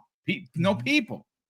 And that was years ago. So this is, again, it's my I'm excited, but I also like both Paris and Fuzzy. I'm fearful. I'm fearful because I'm in a good spot because I didn't get it for free, folks. I risked my life for 21 years. It's a scary affair sometimes, but I loved it. I loved every second of it. Not everyone can say that. That's why my dad was really on me to get like a city job, because you could retire. And well, here I am. I'm retired, and now I talk about video games. Listen, Dave. Yep. I'm going to get your hot take on this. I want you to go deep, because you're our banking guy, right? You're in the industry. You see how AI is used, both for banking as well as we'll get your personal take on this, and then we'll do outros for everyone. I'm going to stay back, folks, and I'm going to read all 23 of the super chats, and we're going to have an extended conversation. 24. So, Dave, let's get your take on this, because again, from a gamer's point of view, this is exciting because, you know, NPCs, which are just could be just they could be dumb, right? They just walk around in a circle, are not going to be like that anymore. They're going to learn. They're going to interact with you, and interaction is going to be different for everyone in their game. What I think is pretty cool from a human element point of view, which is something that we bring up on a regular basis on this channel. It's also, and again, this is fantastic points from both Paris and Fuzzy, a scary disposition, because the last thing I think this industry needs is a shrinking workforce. You know, and again, after what happened at Bungie, what happened at Naughty Dog, what's happening around the gaming industry, not the world, folks. We're here talking about games. It is scary. Let's get your hot take on this. One of the things I have friends that are a member of SAG, Screen Actors Guild, and okay. they are still fighting a good doing fight, some man. negotiating, some things, and one of the things that they're talking about is digital media, and their compensation, and then also AI and likeness type, Mhm. appropriation of their likenesses and their abilities. Now, it's some of the stuff that they're asking for and they're setting up is to, if you're the actor that is put in place for this particular character, even though your dialogue and everything is going to be, like, oh, you won't get called back in for for work or whatever, because they don't need you there anymore. They can replicate your voice. They can replicate this and that, so there is some things that they're working on to compensate those people so that they are able to implement this a little better. It's not a clear cut thing because it's still in its infancy, a lot of this, and it is going really fast. But the thing I would say is, change and growth is inevitable. And if they utilize it to where it's, a particular character in the game is not repetitious. In other words, everybody's experience is a little deeper, or at least, you know, fifth time back to this character, you don't get the same dialogue when you pass him on the street. That's cool. I could see that as long as it's used sparingly, or if it's used in the sense that, we have to go in and we have to replicate all this particular type of person to be the well, what would be, in movies it would be considered an extra. In video games it's just a content filler for, as you're walking through a town or a city or whatever, and whether they don't really, you don't really ever interact with them, but they're just there to immerse you more in the reality of the game. There's a lot of thin lines and things you can do with that. But I mean, in the long run, I mean, there are actors that get paid, for their work, and I don't want to see any of that go away. I don't think any of us really want to see it go away.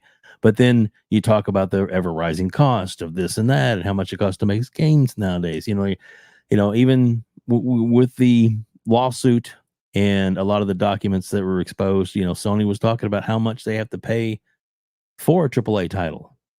The cost of that, and can AI help in that by bringing the cost down a little bit. But in the long run, with inflation and everything else, it's going to be, you can throw into the pot of making a game in the future. Even if you save money here, the shareholders and the people that that are an important part for people that put out games are going to want profit over anything, because it is a business, no matter how you want to look at it. And like I said, I love the way Phil goes at it as far as game preservation, and he seems to be very conscious of. And then it's not about Phil Spencer, but I'm just using him as an example, that it is that he is very conscious of what a gamer is and his experiences when he was growing up, and the way gaming is, today. He wants to try and keep the human element, like we talked about in the green room earlier, Yep. You know, that Microsoft corporate at some level, somebody in a different office, wasn't even on Phil's desk, said, things to do to trim as they do things, and they're like, we gave out these Game Pass subscriptions for employees, we just cut those out. And they blanketly were saying that, coming up and doing, and Phil, once he heard about that, he's like, he got involved our, he our does. our people deserve that. It's a good they're good, I guess, fighters for the cause of what Game Pass is. If you have them able to jump in the ecosystem, and it's part of their, almost every business that somebody's employed with has some kind of perk. Exactly. Yeah. Whether it's a, discount at Walmart, for being an employee, or, whatever. I have perks working at the bank, even to the point where if I get a loan, I get a percentage point off of interest rates. But that's, in the long run, that saves me a lot of money. Absolutely. It's a big help. Yeah. Yeah. So those kind of things are important, and it's a balance. And right now, I think that it's going to be, at least for a while, it's going to be pretty much a big misbalance. In other words, it's going to take a lot of people to work in the industry to not lose focus of the human element. Yep.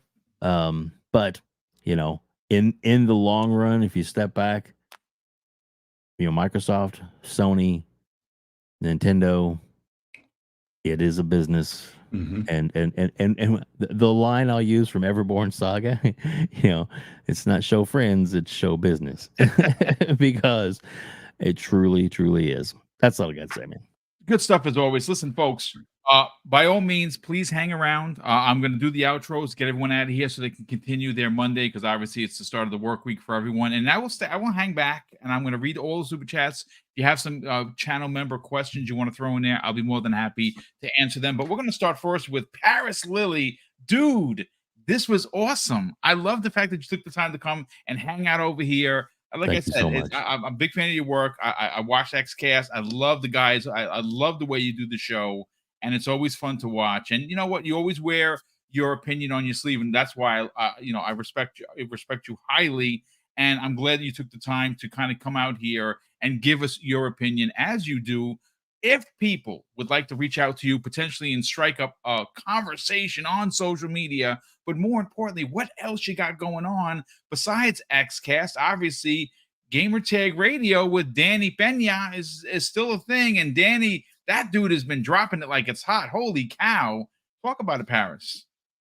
No, first and foremost, thank you for having me on. As Dave, I'm sure, can tell you, I stealth watch a lot of stuff. So when I saw the topic, that's why I chimed in. Trust me when I tell you, this is a small channel, so I'm honored. Well, the point is, no matter what size, it doesn't matter. You could have 1 million followers or 2 followers. I think we're all the same at the end of the day, right? This is all about gaming. We all love it. We all have opinions on it. And I like to understand what's going on in the community, what people are saying, what they're thinking. So again, thank you for having me on. I truly appreciate it. As far as where you can find me on social media, I'm at Vicious696 everywhere. I'm on X, Twitter, whatever the heck you want to call it, a lot, but I'm on Threads and Blue Sky and all that stuff too. I'm part of Kind of Funny, mainly co-host on Kind of Funny XCast, which Xbox centric show, but I pop up on other stuff from time to time as well on Kind of Funny. And Gamertag Radio, Danny Pena, Peter Toledo, myself, we've been doing this. Danny's been doing this since 2005. I joined GTR in 2013, I believe, something like that. I found you guys, actually. Yeah. But I mean, those are my brothers. We'll always do this to the end of the time because it's more.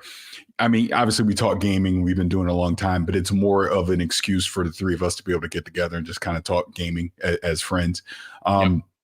We're going to be taking kind of a mini hiatus here for the rest of the year, as Danny and his lovely wife, they're about to have their first child. Yes, so stepping back a little bit, there'll be some content. We've pre-recorded some stuff already, like we've done our Game of the Year stuff, things like that. If anybody's going to the Game Awards this year in Los Angeles, I'll be there. Cool. Please, if you see me, please just come up, say hello, whether you're greeting me or not. I appreciate that. But yeah, it's been fun. It's just been an amazing ride so far, and I'm just very lucky, appreciative, and thankful for everything. Well, we're happy to have you here, brother. And I truly appreciate it. Honestly, I really do. So thank you so much for taking the time to be here. Fuzzy Belvedere, we're trying to get you to 1K, folks. Listen, I don't ask for myself, and I never will. But I'm asking for Fuzzy Belvedere. He is close, folks. He's going to tell you how close he is. He, of anyone that I work with on a regular basis, deserves that. And again, it's something special. It really, really is. You don't understand, if you're not a content creator, how liberating it is to get partnered with YouTube. You have to do that by hitting 1K subs. I'm sure that that Dave's going to drop it into the chat, as he always does. Please, by all means, sell your brand, my brother. Tell everyone where they can reach out to you on social media, but more importantly, subscribe to your YouTube channel. Well, first one is thank you for having me on, and always love being here on here with you guys. And also definitely want to thank Paris for taking the time to join us. Greatly appreciate your thoughts and feedback on things. Always watch your content and appreciate your honesty and your approach on things. So thank you for taking the time out of your day to join us for this. For those that want to hear my rambles and rants on anything gaming related, you can always find me on the app formerly known as Twitter at @fuzzy_Belvedere. For those that are interested in anything racing related, as far as whether it's Forza or if it's Gran Turismo, just find me on YouTube at Fuzzy Belvedere, all together one word.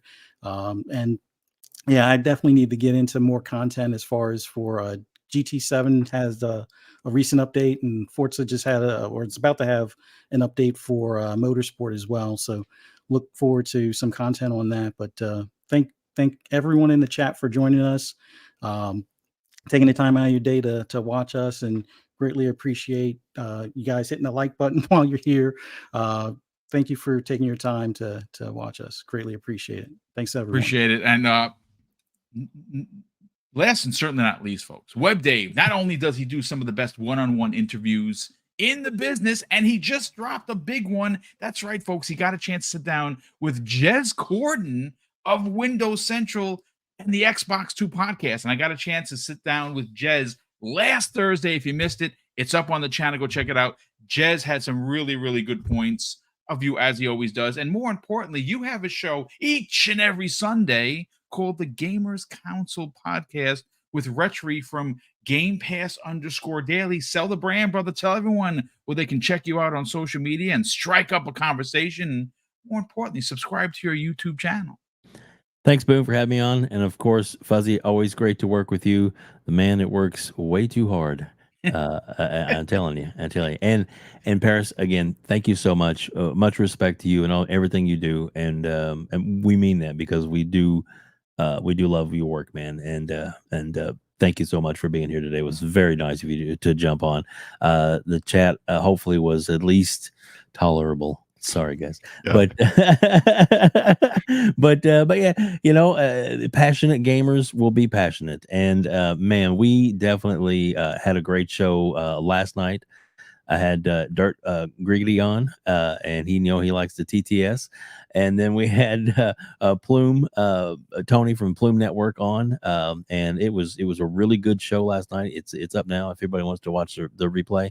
But yeah, the interview with Jez Corden has dropped, and it's live now. So looking forward to that. And I know that pretty soon, I don't know if it's this week coming up or next week, and it's going to be big for all content people. Are going to be talking about the Keeleys, the Game Awards. Yes. The nominations will drop soon. And I don't know how they're going to pick it this year. It's just many games that should be nominated, not necessarily win, but nominated for Game of the Year, that there's going to probably be some hurt people, and I'm sure we're going to hear and talk all about it on all of Can I give you a small insight? Yes. Sure.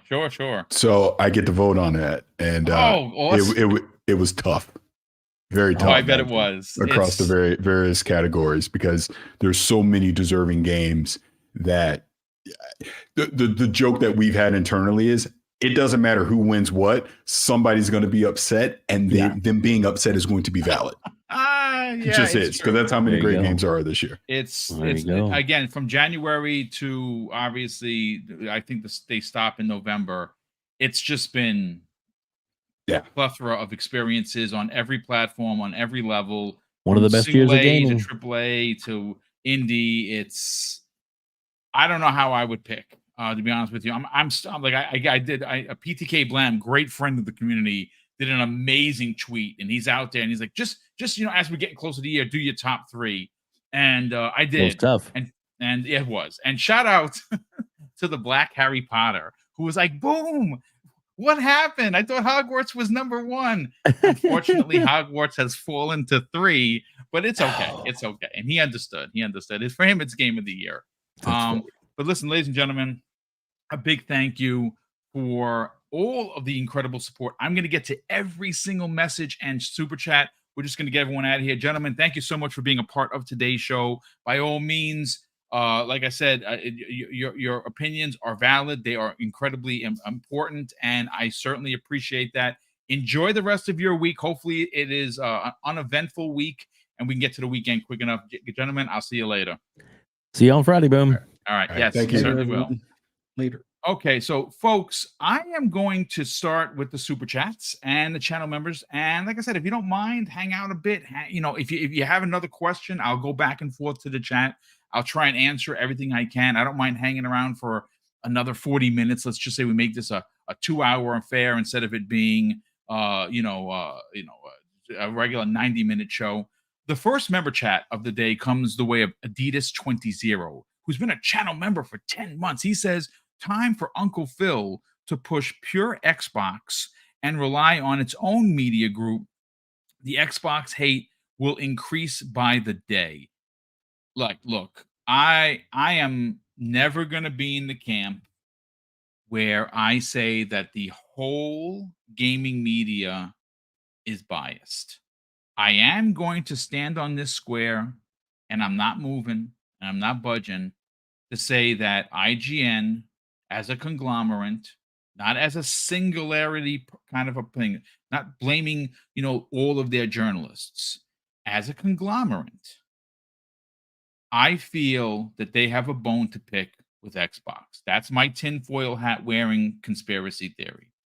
I could be wrong. Maybe I am wrong. But you know what? The proof is in the paper, as Mrs. Boom likes to say. And the last 3 scores, even though there are different reviewers and the reviewers are entitled to their opinion, I think that they are skewed. But that's just my take on it.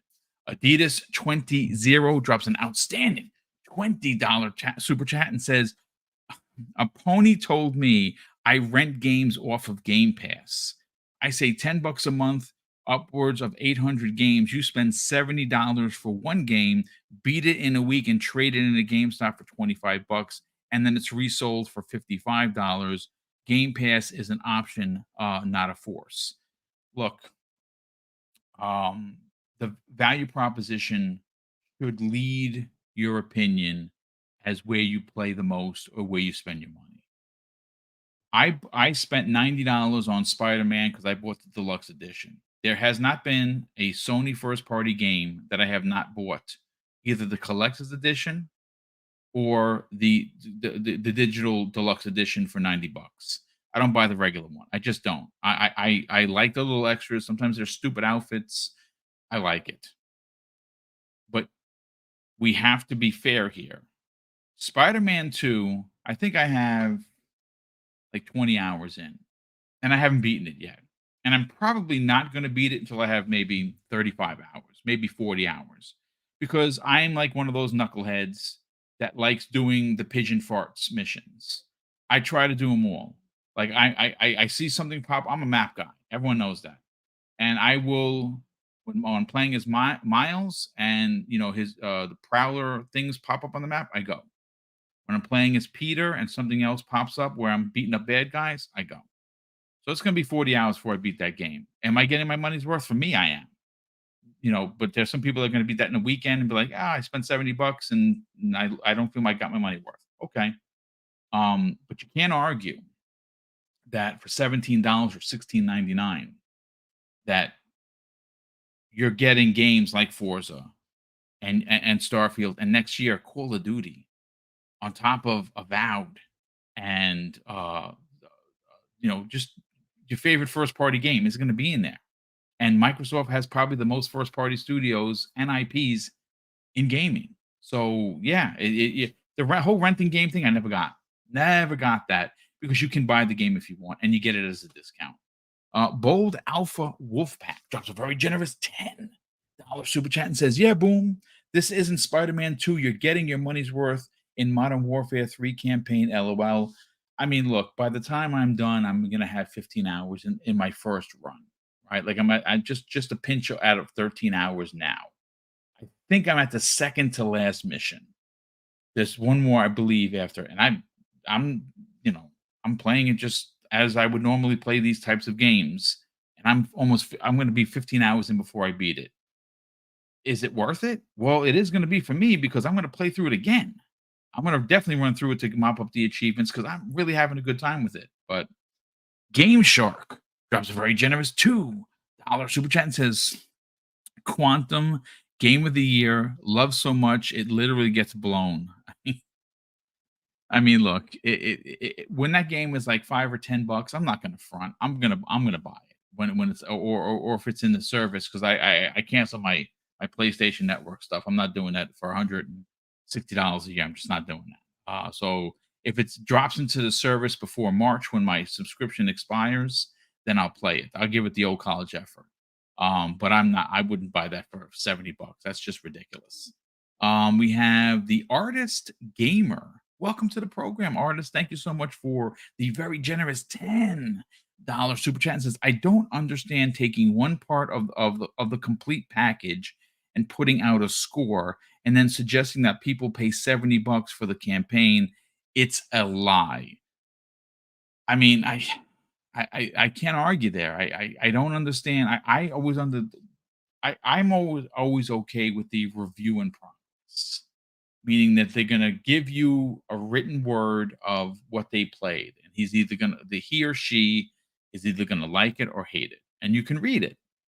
And when is the complete review coming out? When Zombies comes out, and when the multiplayer comes out? Because what if the multiplayer, and that's my thing, what if the multiplayer is a banger? Like, it's not for me. I'm not gonna play it. I'm telling you folks, I'm just not gonna play it, because I'm not a Call of Duty guy. I'm a Halo guy. Um, I just find it, again, please, folks, this is my personal opinion. Clicks matter for these conglomerates, especially IGN. They know they're gonna get the clicks from us, who are gonna see this and be like, "Are you freaking kidding me?" So, do they do this review out of the norm and review just a pinch to kind of throw the 4 out there to get the engagement? You heard Paris Lily, he said it. He says negative engagement, unfortunately, what does it do? It brings the click. So, I mean, is it purposeful? That's entirely up to you. You have to make that decision. If you're asking me, my answer is that it is absolutely purposeful. That's just me. Jean-Marc Lewis drops a very generous $2 super chat and says, "Turn his mic off. There's media bias." Jean-Marc, I listen. He's not biased. He has his opinions, and he's absolutely entitled to it. And come on, I mean, how rude would that be? But I appreciate the generosity, brother. Thank you. Bold Alpha Wolfpack drops an additional two $5 super chats. And he says, "Paris, can you speak to the tweet Boom mentioned specifically in context?" And I don't remember. Is that the? Okay, I'm trying to think now. I'm doing this on the fly because I don't have the notes in front of me. What did Paris say that I was interested in? When it comes to me, because I'm trying to do a lot of things, and I'm the only guy here, so just bear with me. I'll try and remember, because I'm old. Sorry. Bold Alpha Wolfpack drops an additional $5 super chat and says, I don't think it's just an opinion because people make purchases specifically on these reviews. There's credibility there. I mean, you're not wrong. I can tell you this: I've never used a review as to buy my game. I'm because I'm invested in the industry, but not everyone does that. The normies that Paris was talking about, his neighbor, for instance, of 17 years, he buys Madden, he buys Call of Duty, he buys what the normies buy, and he's probably going to buy this regardless of what IGN says because he said it. He buys Call of Duty every year. But could it hurt? Could and that's the thing. When you see a 4, like, doesn't that make you just like kind of stop in your track? You're like, what am I reading here? Did the printer put the wrong number? Is this a typo? 'Cause that's what I said when I first read it. I says, are you kidding me? But if folks, what did I say 2 weeks ago? Go back, pull the tapes. I said this is going to be one of the lowest reviewed Call of Duties in the history of the brand. Now, you can equate that to it sucking and saying that it's more the multiplayer, the free to play game than it is the actual campaign. I don't think that. See those orange boxes? I'm a loot guy. And when I see those things, I go running because I'm going to get a new gun. And I'm excited. Like I said, I'm having a good time. Whole grain bread. And he's been a channel member for 3 months. And Paris might even be listening. He says, my bad, Paris. I actually am a fan of yours. Sorry for the harshness. I thought you were a troll pretending to be Harris. I'll take the L. That's the gentleman thing to do right there. And I'm sure that if he's listening, he's okay with it because Paris, he's like a duck. Water just rolls, trolls just roll off his back. He doesn't take anything to heart unless you get personal like some people have. And when you start talking about people's families, I got to tell you, this is when the old saying is, don't mess with the bulls, you get the horns, right? Don't do that. Don't talk about people's families. Raiden Blade drops a very generous £5 super chat and says, bonuses are linked to scores for some companies. The survival of a game or dev depends on the scoring. When a game is scored way out of the score zone. I mean, look, I'm going to say this. When I put these shows out, folks, you don't understand the work that goes behind the scenes because I am a high integrity kind of a dude. That's how my pops were. What my pops was. Honor, integrity, credibility, responsibility. These things are what raised me to be the man that I am. And if a game sucks, you have every right to tell the world that this game sucks. But I'm sorry to say the media has become so pointed and so focused of getting their negative opinion out so they can drive engagement. It sickens me. And I think that ultimately, not every reviewer at IGN does this, but there is something to be said about a majority of the reviews that come out of IGN are based on how many clicks they can get. That is my opinion. You may disagree, you may agree, but that's why I give them the stink face. I'm sorry. I don't trust IGN. And after what Dan Stapleton said, he is the reviews editor. Every review comes across his desk. And if he has a hard on for Xbox and Microsoft because of, let's say, consolidation, he's going to make it known through the reviews and he's going to change reviews based on his bias. That's my opinion. I'm never going to stop thinking about that. The same way I think GameSpot and Kotaku, those publications, folks, are as good to me as the Inquirer that you find when you're paying for your groceries. That disgusting rag, that's what they are to me. Now, are there good journalists? Are there good publications? One of my favorites, VGC. Absolutely love what they do there. Do I agree all the time? No. But I love VGC. I get a lot of my stuff from them. Let's see. We have The Artist Gamer. in the chat drops an additional $10 super chat. And folks, this is pretty interesting. He says, I work for Activision and I am under NDA and cannot speak beyond that. I will say many of us feel some restructuring within and dialed back on the annual release would be welcomed.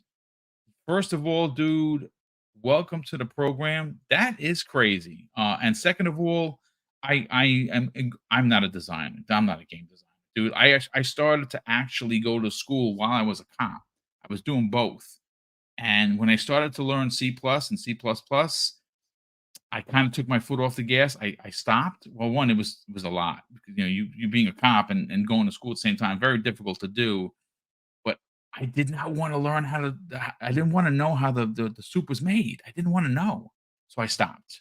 Um, I would love to see you folks over at Activision. I don't care what team you're on, whether it be Infinity Ward, whether it be Treyarch, whether it be any of the support studios. I'd love to see a 2-year schedule, so you guys can make other games. That's my biggest thing. Like we all want a prototype, right? Who doesn't want a prototype? I want a prototype in the worst way. I want to see Toys for Bob potentially make a kart racer with Xbox characters. That's what I need in my life. I want a Banjo Kazooie 3, whatever you're gonna call it. So, first of all, thank you, brother, for the generosity, and thank you for dude for being here. That's freaking awesome. Bold Alpha Wolfpack drops an additional $5 super chat and says, "So IGN doesn't have a credible metric for review. Understood." I actually pulled. If you type in IGN review, you're going to be taken to where there's actual a breakdown of what 10 means versus what all the way 1 means. Now, I know that that's been changed over the years. I don't think that they're held to. Look, a 4 is that's just ridiculous. That is just so ridiculous. I don't even know what to say. You saw for the first hour and change of the show, that's real gameplay. I'm sorry it was so dark. It's a lot of it is dark, and obviously Halo's really bright, so you can see it better. Let's see if I can go into the video and lighten it up a bit. That's the game. It did that look like a 4 to you? Because I'm telling you, folks, I'm not capping. For me, it's like an 8. I'm going to see whether or not I kind of go to an 8.5, depending on the last 2 levels, what that looks like, and then of course when I'm playing through it again, because I want to play through the game again. That's how much fun I had, but that's just me. Um, Gamer by Choice drops a very generous $2 super chat and says, "Fuzzy, scoring drives too much money to change, in my opinion." Yeah, it does. Those numbers, man, they drive clicks. If they, like I said, if they put a 4 there, man, people are going to be engaged potentially positively. If you're anti, Call of Duty, and if you're someone that likes Call of Duty, like 4, this is ridiculous. That's the engagement. Raiden Blade drops an additional £5 super chat and says, "If bonuses weren't influenced by Metacritic, we wouldn't give an S about reviewers. But a bad review gets a lower chance to a sequel. Where is Days Gone 2?" I mean, he's not wrong because of the Metacritic stuff. Days Gone, the second one, which they had ready to rock and roll, they were told straight up by Sony no. So he's on to something. Let's see. Highlander 001 drops a very generous $2 super chat and says, "My friends and I got Modern Warfare 3 for zombies." See, and there you go. There are a lot of people that buy the game that don't even buy the game for the campaign. They won't play the campaign. I highly doubt I'm going to play the multiplayer. I'm just not. Gamer by Choice drops an additional $5 super chat and says, "Paris, much respect for you having gaming conversations, coming to the show to have conversations. Much respect to the panel for being awesome." Well, that's very kind of you. And yes, we do thank Paris for hanging out with us for over an hour. That's pretty cool. Raiden Blade drops an additional £2 super chat and says, "Dashboard ad was perfect. Reminder to casuals." Yeah, I mean, look, it's gonna be. They had to do something, right? Like this is the first time they've had marketing since the Xbox 360 marketing left with the end of that console generation. It's been with Sony since the Xbox One days. So yes, they absolutely had to do something. But next year it's going to be in Game Pass, which is dope. I mean, that's worth its weight in gold. Leonard Herrera, great friend of the community, great friend of the program. He drops a very generous $2 super chat. Says Gamer Tag Radio, lots and lots of love. Yeah, dude, I found them when they first started, and I still listen. Bold Alpha Wolfpack. Wow, dude, he drops an additional very generous $10 super chat and says, I believe an editor at IGN came out on one of the biggest media platforms and said, Xbox, if you said Xbox, you will receive considerable consequences if you do exclusivity. Just my take on the matter. Yes, that was Dan Stapleton. He actually said that in a tweet, and he has not taken that tweet down, which tells me that he is as ballsy as he is angry at consolidation. He doesn't care. He's the review editor. It's his way or the highway. And well, that's just what happened. Now, again, I don't know what happened with this review. Could it have been because a lot of people like you heard Paris. He said that at the lowest he can see it is a 6. For me, not bad. That's his opinion. Awesome. Me, the fun factor of playing that game. What had me stop Spider-Man? Dude, I'm playing so many games now, it's gross. I'm playing Halo. I'm playing Alan Wake. I'm playing Starfield. I'm playing Mario Wonder. I'm doing the cardinal sin of gaming, and that is playing too many effing games. I can't not be playing like Alan Wake or like RoboCop. Oh my God, what a great surprise. If you are a fan of the film, you need to buy this game. It is so freaking fun, and it's such a throwback, such a cheesy throwback to the films. That's all I can say. Let's see, we have Highlander 001 drops an additional $2 super chat and says, I would love to have Forge in Call of Duty. You're not the first person to say that. I've heard a lot of people say that. That would be kind of cool. Larin in the chat says Sony/IGN equals I got nothing. LOL. I mean, they don't really have anything outside of Spider-Man, which you can take it or leave it. I'm enjoying it. I'm not gonna front.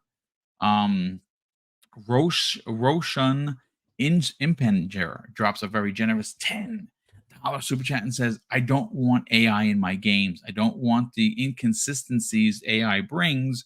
I can get the same dialogue if I reload a save or if I try to reproduce your gameplay. Use AI for lighting like Snapdragon 3. That's very interesting. Like I said, I'm not a developer, but I know what Snapdragon as an entity is. We have Eternal Shaddai, who's been a channel member for 3 months. Brother, thank you for the generosity. He says, good afternoon, everyone in panel. Well, good afternoon to you, kind sir. And the last 2 super chats of the day come the way of Bold Alpha Wolfpack. Brother, thank you so much for the generosity. The first one, he says, would you rather stand in line of a 300 plus consumers or customers or place your order on no, he meant consumers or customers, or place your order online and pick it up 5 minutes. We're already there, people. I mean, yeah, that's what the apps are for. Like I said, we don't do fast food like we did years ago. We try to eat, we order from a local restaurant because we like supporting local. That's our quote unquote, but it's a mom and pop place, kind of like Double Barrel Gaming, but they make really good pizza and subs. So Bold Alpha Wolfpack drops an additional $5 super chat and says, are you only reading super chats at the end of the show because it's coming? Quite frankly, not saying I don't dig it. I just want to know. No. The reason why I did it those 2 particular shows, Bold Alpha Wolfpack, is because, when you have a guest or you have a big panel, I know that you guys come here to listen to our opinions. And I think that, for time's sake, this is a small operation. We don't pay these guys and gals to be here, so you want to respect their time. Normally, this is a 90-minute show. And when you get this many super chats, I don't want to not read them. So I'll stay behind and read them out of respect for people like yourself who donate, because we're not owed anything to do these shows. We do this out of the love of the community and for gaming. And in some instances, not always, when there are so many, it would take away from the show that for like 30 minutes I read super chats. When you're not here, you're here to talk about the topics. So I kind of do it on 2 points. One, out of respect for you folks, the listener, and of course the panel members. And more importantly, the second part is I don't want anyone to not get their super chat read. So I don't want to run through it. If there's a question, I want to be able to take the time to answer. So normally I will read them as they come in. But like today we had Paris Lily, and obviously he's busy, and we don't want the show to be more than an hour, not 90 minutes, because Dave and Fuzzy, they have other things to do. So that is the reasoning behind it, brother. I hope that explains it. But ladies and gentlemen, once again, I want to say a big thank you for hanging out, for and being as generous as you have been. Obviously, this generosity, we get to turn it into the big contests and the giveaways that we have. We had one in September, we had one in November, and the biggest one we've ever done as a small channel is coming up for the end of December. Mrs. Boomstick and I are giving away $1,500 worth of prizes. We're giving away 10 $100 gift cards to your choice: Steam, PlayStation, Xbox, or Nintendo eShop, or two $250 gift cards to your choice of platform. Now, if you are one of the winners and you live outside of the Americas, like we sent a winner to money to Puerto Rico, we sent a winner who lived in Argentina their prize. If you are outside of the Americas, you still win your prize. We have to use PayPal to keep us safe and protected, but we will send you your prize winnings even if you're outside of the country. Because again, we're one of the few channels to do that, something we're very proud to do. So with that said, folks, let me get out of here because I'm going to lose my voice. I'm out of water. Have an amazing day. Thank you so much for tuning in. Don't forget, tomorrow at 12 p.m. we'll be back here for the Xbox Factor podcast. On Wednesday, folks, we are going to have Dirt Griggity joining myself and the Primetime Gaming team at 7 p.m. Eastern Standard Time on a new episode of Primetime Gaming. And of course, we'll have shows for the remainder of the week, Thursday and Friday. Enjoy the rest of the day. Be safe. Enjoy gaming on whatever console you enjoy gaming.